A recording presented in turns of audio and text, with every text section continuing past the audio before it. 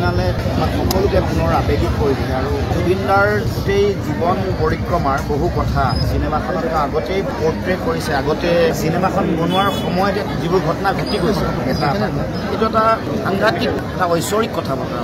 তাৰবাৰ গোটেই চিনেমাৰ কাহিনীটোত জুবিনদাৰ জীৱন, তেওঁ শেহতীয়াকৈ কোৱা কথা বতৰা, ৰীতা চৌধুৰী বাইদেউৰ সাক্ষাৎকাৰ, তাৰ মাজত যিবোৰ তেওঁ কথা ক'লে, তেওঁৰ সংগ্ৰাম, লোনলিনেছ, নিসংগতা, তাৰ মাজত থকা যন্ত্ৰণা, জীৱন আৰু অসমৰ বিভিন্ন ঘটনা পৰিঘটনা য'ত বিভিন্ন ধৰণৰ কথা বতৰা আছে। তাত ৰাজনৈতিক চেতনা, ৰাজনীতি আছে আৰু যেন বহু দিনৰ আগতে গোটেই কথা জুবিনদাই ধৰিব পাৰিছিল, নিজে গম পাইছিল। এই যিটো দূৰদৰ্শী চিন্তা, এগৰাকী শিল্পীৰ শিল্প চেতনাই সদায় এইটো এটা আগতীয়াকৈ নিজৰ চিন্তা দৃষ্টিভংগীত এটা দূৰদৰ্শিতা দিয়ে আৰু সেইটো আজি আমি একেবাৰে গভীৰভাৱে উপলব্ধি কৰিছোঁ। গতিকে সকলো মানুহ চিনেমাখনৰ মাজত সোমাই পৰিছে, আৱেগবিহ্বল হৈ পৰিছে, কিন্তু তাৰ মাজত জীয়াই থকাৰ চেতনাটো, মানুহক উজ্জীৱিত কৰাৰ চেতনাটো কিন্তু চিনেমাখনত জুবিনদাই দি থৈ গৈছে। সেইটোৱেই মই ভাবোঁ শক্তি, সময়ৰ শক্তিৰ কথা কৈছে, জীৱনৰ কথা কৈছে, জীৱনক উজ্জীৱিত কৰি থকাৰ চেতনাৰ কথা কৈছে। গতিকে